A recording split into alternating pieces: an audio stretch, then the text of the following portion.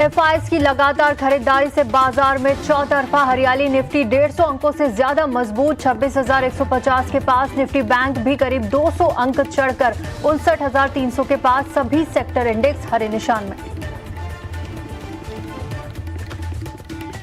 IT शेयरों से बाजार को सपोर्ट। इन्फोसिस और विप्रो करीब 2.5 से 3.5% चढ़कर निफ्टी के टॉप गेनर्स में शामिल। टेक महिंद्रा परसिस्टेंट में भी 1 से 2% की मजबूती।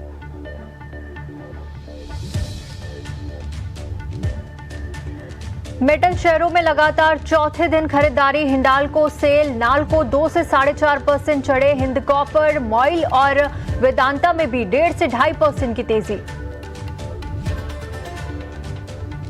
चांदी में ऐतिहासिक रैली, 2,13,844 का नया रिकॉर्ड बनाया। चांदी में चमक से हिंद कॉपर और हिंद जिंक 3 से 4% तक मजबूत। जापान के MUFG बैंक के 20% हिस्सा खरीद की बड़ी डील के चलते श्रीराम फाइनेंस में आज 5% की शानदार तेजी। 3.5% के उछाल के साथ निफ्टी का टॉप गेनर। 12 बजे होगी कंपनी की प्रेस कॉन्फ्रेंस। दिल्ली हाईकोर्ट से मिली राहत से केस इंटरनेशनल करीब 4% चढ़ा। हाईकोर्ट ने पावर ग्रिड के फैसले पर लगाई रोक। कोर्ट ने टेंडरिंग में शामिल होने की दी थी मंजूरी। पावर ग्रिड ने टेंडरिंग में 9 महीने की रोक लगाई थी। रेलवे शेयरों में अच्छा एक्शन। प्रमोटर की जुपिटर वैगन्स में हिस्सा बढ़ाने की खबर से शेयर में करीब 13% का उछाल। 470 रुपए प्रति शेयर के भाव पर खरीदी। 0.55% की अतिरिक्त हिस्सेदारी। RVNL, इरकॉन राइट्स और टेक्समाको रेल में भी 1 से 5% तक की खरीदारी। बड़ा कॉन्ट्रैक्ट मिलने पर GE वर्नोवा में इंट्राडे में 6% तक का उछाल। फिलहाल करीब 3% के ऊपर। SL प्रोजेक्ट से मिला multi year order. 2500 megawatt high voltage direct current के डिजाइन, सप्लाई और एग्जीक्यूशन के लिए मिला ऑर्डर। ब्रोकरेजेस की बुलिश रिपोर्ट से केबल्स एंड वायर्स में खरीदारी। मॉर्गन स्टैनली की ओवरवेट रेटिंग से KEI इंडस्ट्रीज एंड पॉलीकैब में 2 से 4% की तेजी। पॉलीकैब इंडिया का लक्ष्य 8,672 से बढ़ाकर 9,373 किया। वहीं KEI इंडस्ट्रीज का भी लक्ष्य बढ़ाकर 5,164 रुपए पर शेयर दिया। केमिकल और फर्टिलाइजर्स शेयरों में शॉर्ट कवरिंग बरकरार। Chambal fertilizers, Madras fertilizers, RCF, NEF में 1 से 2.5% की बढ़त। वहीं PCBL और UPL के शेयर भी 1.5 से 3.5% तक चढ़े। और आज से खुला गुजरात किडनी का IPO। बुधवार को होगा बंद। प्राइस बैंड 108 से 114 रुपए पर शेयर। 251 करोड़ रुपए जुटाने की है कंपनी की योजना।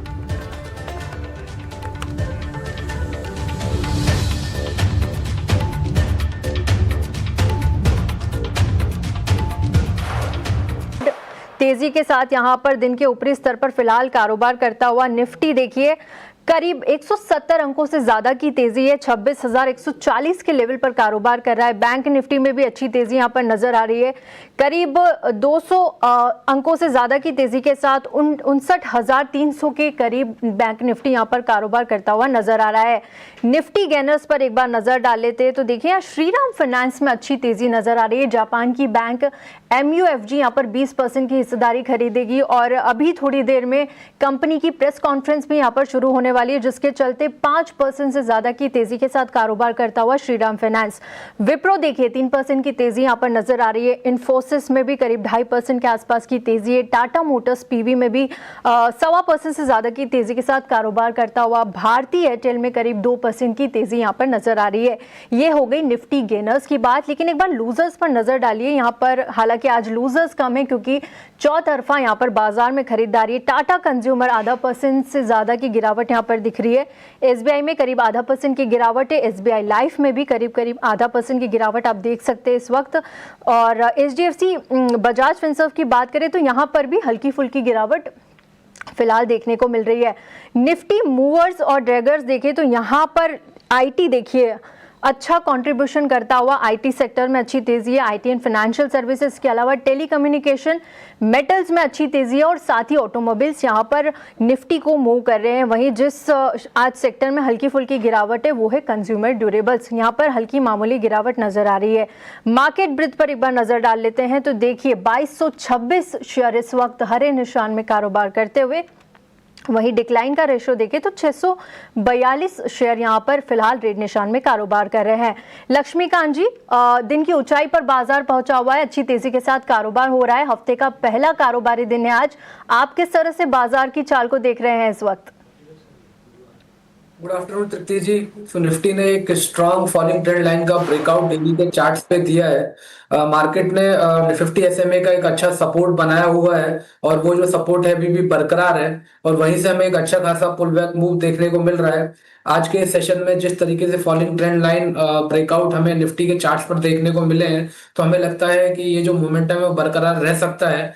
अब जो सपोर्ट है अब वो थोड़ा सा ऊपर खिसकता हुआ नजर आ रहा है। जो पहले का जो सपोर्ट था वो दिखाई दे रहा था 25,850 के आसपास और अब जो सपोर्ट है वो 26,000 के आसपास दिखाई दे रहा है। अगर 26,150 के ऊपर निफ्टी सस्टेन होता है तो यहाँ से हमें फर्दर रैली 26,300 से लेकर 26,325 तक देखने को मिल सकती है। थोड़ा सा जो म्यूटेड परफॉर्मेंस है वो बैंक निफ्टी की तरफ से देखने को मिल रहा है। बैंक निफ्टी अभी भी अपने की हर्डल के नीचे ही सस्टेन कर रहा है। अगर 59,500 के ऊपर बैंक निफ्टी निकलता है तो वहां पर भी हमें अच्छी तेजी देखने को मिल सकती है। वहां पर एक फॉलिंग ट्रेंड लाइन का फिर से ब्रेकआउट देखने को मिलेगा। उस दौरान जो बैंक निफ्टी है अपने ऑल टाइम हाई 60,100 तक फिर पहुंचता हुआ दिखाई देगा। ठीक है, लेवल से अपने बाजार के लिए बता देते हैं, लेकिन अब वक्त हो गया है अपने पहले कॉलर को जोड़ने का। यहाँ पर यूट्यूब से हमारे पास एक क्वेरी आई है, गोविंद सिंह की, हरियाणा से क्वेरी है। आरती इंडस्ट्रीज पर इन्होंने सवाल पूछा है। 120 की क्वांटिटी में इनके पास शेयर है और 560 का इनका खरीद भाव है। आरती इंडस्ट्रीज आज देखिए अच्छी तेजी यहाँ पर है पूरे बाजार में, तो आरती इंडस्ट्रीज भी 1% की तेजी के साथ यहाँ पर कारोबार करता हुआ। साथ ही पटेल इंजीनियरिंग के भी इनके पास शेयर है, 960 की क्वांटिटी में है और 52 के लेवल पर इन्होंने खरीदारी की थी। एक एक कर क्वेरीज इनकी लेते हैं। सबसे पहले आरती इंडस्ट्रीज देखिए 120 क्वांटिटी 560 के भाव पर लिया और फिलहाल 373 के लेवल पर कारोबार कर रहा है। आरती इंडस्ट्रीज में 22,000 से ज्यादा का नुकसान ये झेल रहे हैं। पटेल इंजीनियरिंग में भी इन्होंने 52 के खरीद भाव पे लिया था और 20 रुपए नीचे 32 के लेवल पर कारोबार करता हुआ 960 की इनके पास क्वांटिटी है, यहां पर भी ये नुकसान झेल रहे हैं।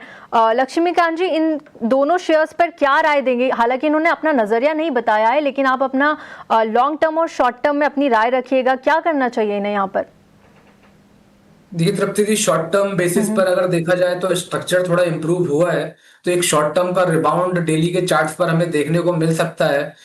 तो जो अब अभी जो रेजिस्टेंस दिखाई दे रहा है वो दिखाई दे रहा है 385 के आसपास। अगर 385 के ऊपर एक ब्रेक थ्रू मिलता है तो वहां से मुझे लगता है कि 410 के लेवल शॉर्ट टर्म बेसिस पर देखने को मिल सकते हैं। रही बात इनके प्राइसिंग की आरती इंडस्ट्री में, तो इन्होंने तो काफी ऊपर से बाय करके रखा हुआ है, उसके लिए इनको थोड़ा सा होल्ड करना पड़ सकता है। तो हमें लगता है कि 410 420 एक लेवल रहेगा। अगर वहां पे कंसोलिडेशन होता है तो एक ग्रेजुअल अपसाइड का मोमेंटम आरती इंडस्ट्री में देखने को मिलेगा। तो मुझे लगता है कि इनको होल्ड करना चाहिए। एक स्टॉप लॉस में इनको सजेस्ट करूंगा 345 का। जब तक ये 3 आरती इंडस्ट्री 345 के ऊपर रहता है तब तक ये जो एक्सपेक्टेड ब्रेकआउट है 385 के ऊपर का जब तक हम उम्मीद लग कर सकते हैं और वहां से फिर हमें 410 420 तक के लेवल्स देखने को मिल सकते हैं। और जब ये 410 420 के आसपास पहुंचेगा तो एक बार ये फिर इनको इस फिर चार्ट को रिविजिट करना पड़ेगा, तो जो आगे के लेवल्स हैं उनको हम बता पाएंगे। वहीं पर अगर हम पटेल इंजीनियरिंग की बात करें तो यहाँ पर भी जो हमें संकेत मिल रहे हैं वो थोड़े से बेरिश साइड के ही मिल रहे हैं। हालांकि एक हल्का सा रिबाउंड हमें कई 3 से 4 दिनों के सेशंस में देखने को मिला है। तो मुझे लगता है कि ये जो पुल बैक मूव है यहाँ से आने वाले समय में बढ़ता हुआ दिखाई दे सकता है। 40 से लेकर 45 तक के लेवल्स शॉर्ट टर्म बेसिस पे हमें पटेल इंजीनियरिंग में देखने को मिल सकते हैं। वहीं पर अगर ये स्टॉक फिर से 28 के नीचे सस्टेन होता है तो फिर से यहाँ पे सेलिंग प्रेशर बढ़ सकता है। तो हमारी सलाह रहेगी कि 28 के स्टॉप लॉस के साथ पटेल इंजीनियरिंग भी होल्ड करें, और जब ये 42-45 के पास आता है तो एक बार फिर से रिविजिट करवाएं, तो वहां से इनको और लंबे टारगेट हम दे पाएंगे। ठीक है, पटेल इंजीनियरिंग में 42 के आसपास अगर आता है तो आप इसे रीचेक करिए, वहां से आगे वेट एंड वॉच की स्ट्रेटेजी जो भी बनेगी आपको फिर से बताएंगे, लेकिन एक बार इसे रीचेक जरूर कर लीजिए। आरती इंडस्ट्रीज में भी सेम राय है, आपको 385 के लेवल्स के आसपास यहाँ पर एक बार रीचेक जरूर करना होगा। आगे बढ़ते हैं, और इस वक्त हमारे साथ यूट्यूब से एक और क्वेरी हमारे पास आ रही है। कल्लू प्रजापति का सवाल है, टाटा मोटर्स पीवी के इनके पास 100 की क्वांटिटी में शेयर्स है, 447 का इनका खरीद भाव है और फिलहाल 360 के लेवल पर कारोबार कर रहा है, जिसके चलते 8,000 से ज्यादा का नुकसान ये झेल रहे हैं। टाटा मोटर्स पीवी पर क्या राय होगी? फिलहाल देखिए अच्छी तेजी के यहाँ पर कारोबार कर रहा है, इनफैक्ट क्योंकि आज पूरे ऑटो सेक्टर में अच्छी तेजी है, टाटा मोटर्स पीवी में भी करीब 7% के आसपास की तेजी नजर आ रही है। क्या करना चाहिए लक्ष्मीकांत जी? जी, अब यहाँ पर भी स्ट्रक्चर इंप्रूव होता हुआ दिखाई दे रहा है। डेली के चार्ट्स पे एक फॉलिंग ट्रेंड लाइन का ब्रेकआउट देखने को मिला है 347 के ऊपर, और उसके बाद से फिर स्टॉक में अच्छी खासी तेजी देखने को मिल रही है। तो यहाँ से लगता है कि अगर इसका जो इमीडिएट रेजिस्टेंस है 365 के आसपास, तो अगर 365 के ऊपर सस्टेन होता है तो यहाँ से 380 से लेकर 390 तक के लेवल शॉर्ट टर्म बेसिस पे हम टाटा मोटर पैसेंजर व्हीकल में देख पाएंगे। तो मुझे लगता है कि इनको 345 के स्टॉप लॉस के साथ होल्ड करने की सलाह दी जा सकती है, जब तक टाटा मोटर्स पैसेंजर व्हीकल 345 के ऊपर ट्रेड करता है। और अगर हमें 365 के ऊपर का एक ब्रेक थ्रू मिलता है तो वहां से 380 390 के लेवल्स हमें आने वाले सत्र में देखने को मिल सकते हैं। ठीक है, पॉजिटिव नजरिया फिलहाल होल्ड करके रखिए टाटा मोटर्स पीवी को। लेवल्स आपको बता दिए हैं, उन लेवल्स का ध्यान जरूर से रखिए। अगले हमारी जो क्वेरी है वो भी यूट्यूब से आ रही है, अरुण कुमार की क्वेरी है, उत्तर प्रदेश से ये लिख रहे हैं। ओलेक्ट्रा ग्रीन टेक के इनके पास 500 की क्वांटिटी में शेयर्स है, 1214 के भाव पर इन्होंने लिए हैं, और लॉन्ग टर्म का नजरिया ये रखते हैं करीब करीब 5 साल का। फिलहाल देखिए अच्छा खासा प्रॉफिट ये लेकर चल रहे हैं, 3,72,550 का प्रॉफिट इन्हें हो रहा है, क्योंकि आज देखिए शेयर की जो 1191 के लेवल पर कारोबार करता हुआ नजर आ रहा है। ओलेक्ट्रा ग्रीन टेक पर आपकी क्या राय होगी? किस तरह से आप इस स्टॉक को वॉच करते हैं? देखिए, वैसे अगर हम पिछले 2 से 3 मंथ का सेशन देखें तो वहां पर तो हमें गिरावट देखने को मिली है, बट अभी फिलहाल ये स्टॉक एक बेस फॉर्मेशन बनता हुआ दिखाई दे रहा है डेली के चार्ट्स पर। तो यहां से लगता है कि शॉर्ट टर्म रिबाउंड हमें देखने को मिल सकता है अगर ये स्टॉक 1250 के ऊपर सस्टेन होता है। तो ये एक इमीडिएट हर्डल है ओलेक्ट्रा ग्रीन टेक का।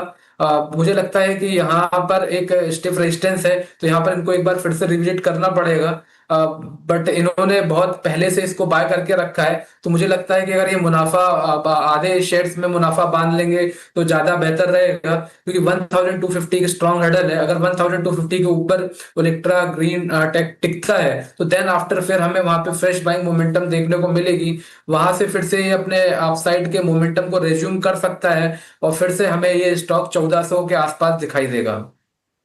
ठीक है, ओलेक्ट्रा ग्रीन टेक पर ये राय है, इसे ज़रूर ध्यान रखिए और थोड़ा सा मुनाफा आप यहाँ पर बांध कर चल सकते हैं। आगे बढ़ते हैं, और इस वक्त हमारे साथ राजकुमार जुड़ चुके हैं। हाय राजकुमार, गुड आफ्टरनून। कहाँ से बात कर रहे हैं आप और क्या सवाल है आपका?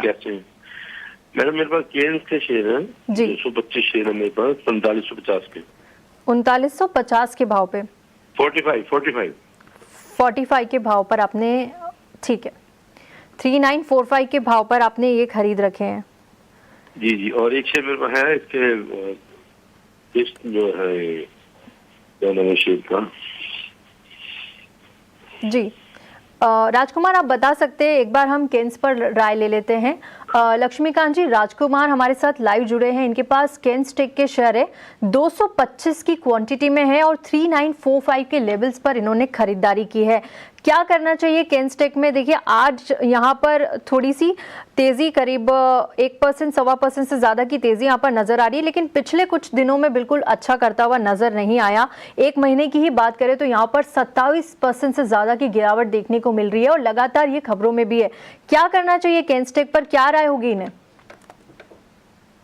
देखिए, अगर ये 3700 के स्टॉप लॉस के साथ अगर इस शेयर को होल्ड कर सकते हैं तो ज्यादा बेहतर रहेगा। वहां पर हमें पिछले स्विंग्स लो दिखाई दे रहे हैं और अभी फिलहाल के सत्र में भी हमें वहीं से रिबाउंड देखने को मिले हैं। हालांकि जो मेजर अपसाइड की रैली है इसके लिए थोड़ा इंतजार करना पड़ सकता है। मुझे लगता है कि अगर इमीडिएट बेसिस पे 4500 से लेकर 4600 के लेवल्स अगर टूटते हैं तो वहां से फिर हमें एक रिबाउंड देखने को मिल सकता है। फिर उसके बाद ये स्टॉक आने वाले समय में 5300 के अपने पिछले स्विंग हाई को रिप्रेजेंट कर एक बार रिटेस्ट कर पाएगा। बट अभी फिलहाल मुझे लगता है कि अगर 3700 के स्टॉप लॉस के साथ होल्ड करेंगे तो और मुझे लगता है कि यहाँ से अच्छे प्राइजेस इनको देखने को मिल सकते हैं आने वाले समय में। यहाँ पर आप होल्ड करके चलिए, 3700 का एक ऐसे लगाइए, अच्छे लेवल्स आने वाले दिनों में आपको कैंडलस्टिक में दिख सकते हैं। चलिए इसी के साथ वक्त एक छोटे से ब्रेक का, और लक्ष्मीकांत जी हमारे साथ विनय जुड़ चुके हैं। हाय विनय, गुड आफ्टरनून, कहाँ से बात कर रहे हैं आप और क्या सवाल है आपका? मैं लखनऊ से बात कर रहा हूँ जी। मेरे पास एबीबी इंडिया के 9 शेयर हैं 5470 रुपए के रेट पे। ठीक है। और एक्सेलिया सॉल्यूशन के 10 शेयर हैं 1758 रुपए के रेट पे। ओके, और आपका क्या नजरिया है लॉन्ग टर्म का? ठीक है। लक्ष्मीकांत जी, इनके पास एबीबी इंडिया के 9 शेयर है 5470 के भाव पर। फिलहाल देखिए शेयर यहाँ पर तेजी के साथ कारोबार कर रहा है, हल्की तेजी यहाँ पर नजर आ रही है और करीब 2000 से ज्यादा का नुकसान ये झेल रहे हैं। 5195 के लेवल पर कारोबार कर रहा है शेयर इस वक्त हल्की तेजी के साथ। क्या करना चाहिए एबीबी इंडिया में लॉन्ग टर्म के लिए इन्हें? देखिए, लॉन्ग टर्म बेसिस पे तो इनको होल्ड करके ही चलना पड़ेगा। शॉर्ट टर्म बेसिस पे ऐसे कोई टेक्निकल स्ट्रक्चर नहीं दिखाई दे रहे हैं जहां पे एक अच्छा मोमेंटम देखने को मिल पाएगा, क्योंकि एक स्ट्रॉन्ग रेजिस्टेंस है वीकली के चार्ट्स पे 5500 के आसपास आता हुआ दिखाई दे रहा है। तो 50 वीक मूविंग एवरेजेस इसके लिए एक स्ट्रॉन्ग हर्डल है। 5500 के ऊपर सस्टेन होगा तो देन आफ्टर फिर से हमें इसमें तेजी देखने को मिलेगी। बट फिलहाल इनको मुझे लगता है कि 4800 के स्टॉप लॉस के साथ इसको होल्ड करके चलना चाहिए। जब तक ये 4800 के ऊपर रहता है तब तक हम एक शॉर्ट टर्म रिबाउंड 5500 लेवल तक देखने को मिल सकता है। हाँ, अगर आने वाले समय में 5500 के ऊपर सस्टेन होता है तो देन आफ्टर फिर हमें एक अच्छी लंबी रैली यहाँ पर देखने को मिलेगी। उस दौरान फिर ये स्टॉक 6300 जहां पर इसके 100 वीक मूविंग एवरेज है वहां तक पहुंच सकता है। लेवल्स का ध्यान जरूर रखिएगा। आगे बढ़ते हैं और इस वक्त हमारे साथ अनिल वानी जुड़ चुके हैं। हाय अनिल जी, गुड आफ्टरनून, कहाँ से बात कर रहे हैं आप और आपका सवाल क्या है? गुड आफ्टरनून मैम, मैं अलीबाग से बात कर रहा हूँ जी। मेरे पास JSW इंफ्रा का 3000 शेयर है @300। ओके, और तो उसका क्या करना है? होराइजन 1 साल प्लस है। ओके, 1 साल प्लस तो तक क्या करना है? और दूसरा है जियो फाइनेंस। जियो फाइनेंस, ओके। हाँ, उसका रेट 299 का है। ओके, 2000 शेयर है। 2000 शेयर है। Okay okay, Yes. आपको राय दिलवाते हैं अभी। लक्ष्मीकांत जी, इनके पास, अनिल वानी के पास JSW इंफ्रा के 3000 की क्वांटिटी में शेयर्स है। 300 के लेवल पर इन्होंने खरीदा था और देखिए JSW इंफ्रा यहाँ पर 1 महीने के ऊपरी स्तर पर कारोबार कर रहा है। करीब 4% के आसपास के रिटर्न इसने 1 महीने में दिए हैं, लेकिन 6 महीने में 7% से ज्यादा ये गिरा है। क्या इनके बाइंग प्राइस तक पहुंच सकता है? 279 के आसपास कारोबार कर रहा है, 300 तक जाएगा और 1 साल से ज्यादा का नजरिया ये लेकर चल रहे हैं JSW इंफ्रा पर। इनके पास जियो फाइनेंस के भी शेयर है, 299 के प्राइस पर इन्होंने लिया है और 2000 की क्वांटिटी में इनके पास शेयर है। दोनों ही स्टॉक्स पर क्या राय होगी 1 साल के लिए? देखिए, JSW इंफ्रा तो काफी लंबे समय से अपने सभी की मूविंग एवरेज के नीचे ही सस्टेन कर रहा है। हालांकि अगर हम पिछले 3 हफ्ते का कैंडल देखेंगे तो यहाँ पर हमें एक हैमर काइंड ऑफ फॉर्मेशन देखने को मिल रहा है, जिसका मतलब है कि यहाँ से एक शॉर्ट टर्म रिबाउंड हमें 295 से लेकर 300 जोन तक आने वाले समय में देखने को मिल सकता है। तो अगर इनकी कॉस्ट प्राइस के आसपास अगर ये स्टॉक आता है तो मुझे लगता है कि वहां से एग्जिट कर देंगे तो ज्यादा बेहतर रहेगा, क्योंकि अभी भी मल्टीपल हर्डल JSW इंफ्रा में बने हुए हैं। वहीं पर अगर हम जियो फाइनेंस की बात करें तो वहां पर इसको जियो फाइनेंस को होल्ड करके चल सकते हैं। एक बड़ा ब्रेकआउट आने की उम्मीद है, हालांकि अभी ब्रेकआउट लेवल से इसके जो प्राइजेस हैं वो थोड़े नीचे चल रहे हैं, बट हमें लगता है कि आने वाले समय में अगर 315 320 के ऊपर जियो फाइनेंशियल के जो प्राइजेस हैं अगर वो सस्टेन होते हैं तो वहां पे एक बड़ा ब्रेकआउट डिसेंडिंग ट्रेंड लाइन का देखने को मिलेगा और वहां से फिर से स्टॉक अपने अपसाइड मोमेंटम को रिज्यूम करता हुआ दिखाई देगा। उस दौरान फिर हमें 350 360 तक के भी अपसाइड के लेवल्स यहाँ पर देखने को मिल सकते हैं। और ये जो हमारा नजरिया है, पॉजिटिव जो नजरिया है, वो तभी तक रहेगा जब तक ये स्टॉक आने वाले समय में 280 के ऊपर ट्रेड करता है। तो 280 के स्ट्रिक्ट स्टॉप लॉस के साथ इस जियो फाइनेंशियल में बने रह सकते हैं और 315 320 के ब्रेकआउट का इंतजार कर सकते हैं। ठीक है, 280 के स्ट्रिक्ट स्टॉप लॉस के साथ आप बने रहिए, अच्छे लेवल्स आपको देख सकते हैं जियो फाइनेंस में। आगे बढ़ते हैं और इस वक्त हमारे साथ लाइव कॉलर आकाश जुड़ चुके हैं। हाय आकाश, गुड आफ्टरनून। कहाँ से बात कर रहे हैं आप और अपना सवाल पूछिए। जी, क्या सवाल है आकाश आपका? मैम मेरे पास टाटा मोटर्स के शेयर हैं, 411 शेयर हैं मेरे पास, जो खरीद भाव हैं 417 रुपए के रेट से। ठीक है, इनके पास आप नजरिया क्या रखते हैं आकाश, कितने टाइम तक आप होल्ड करके सकते हैं? मैम मेरे पास कोई इशू नहीं है, मतलब कोई वो समय नहीं है, मैं 1 साल 2 साल 3 साल 4 साल रख सकता हूँ। ठीक है, लक्ष्मीकांत जी, टाटा मोटर्स पीवी पर एक और क्वेरी आई है हमारे पास। 411 शेयर्स है इनके पास और 417 के लेवल पर इन्होंने खरीदारी की है। फिलहाल देखिए 2.5% की तेजी आज जरूर नजर आ रही है क्योंकि अच्छा मार्केट चल रहा है, ऑटो शेयर्स अच्छा कर रहे हैं आज, लेकिन 360 के लेवल पर कारोबार कर रहा है और इनका जो खरीद भाव है वो 417 है, जिसके चलते इन्हें यहाँ पर थोड़ा सा बड़ा नुकसान झेलना पड़ रहा है। नजरिया ये है कि ये रख सकते हैं जितना टाइम आप इन्हें बताएंगे। क्या इनके बाइंग प्राइस तक फिर से पहुंच पाएगा टाटा मोटर्स पीवी? जैसा कि अभी हमने पहले कुछ समय पहले ही बात किया था टाटा मोटर पैसेंजर व्हीकल के बारे में, एक शॉर्ट टर्म रिबाउंड देखने को मिल रहा है, फॉलिंग ट्रेंड लाइन का ब्रेकआउट आया हुआ है, स्ट्रक्चर थोड़ा इंप्रूव आता हुआ नजर आ रहा है। बट अगर ओवरऑल स्ट्रक्चर को देखें, जहां से इनकी खरीदारी का भाव है 400 410, वहीं पे स्ट्रॉन्ग रेजिस्टेंस भी बने हुए हैं। तो मुझे लगता है कि इनकी खरीदारी भाव तो आ सकता है, बट वहां से ऊपर जाएगा कि नहीं, कि जब वो उस लेवल पे आएगा तो वहां पे एक बार रिविजिट करेंगे तो ज्यादा बेहतर रहेगा। बट जैसा कि इन्होंने बताया इनका लंबा नजरिया है, तो मुझे लगता है कि होल्ड करके चल सकते हैं। और हमें लगता है कि यहाँ से जो शॉर्ट टर्म रिबाउंड है इनके कॉस्ट तक तो अभी फिलहाल हमें आता हुआ दिखाई दे रहा है। ठीक है, आपके बाइंग प्राइस तक आता हुआ दिखाई दे रहा है, फिलहाल होल्ड करके आप रख सकते हैं टाटा मोटर्स पीवी। लक्ष्मीकांत जी, आपका बहुत बहुत शुक्रिया हमारे साथ जुड़ने के लिए, बाजार पर राय देने के लिए और साथ ही हमारे दर्शकों के सवालों का जवाब देने के लिए। शुक्रिया सर।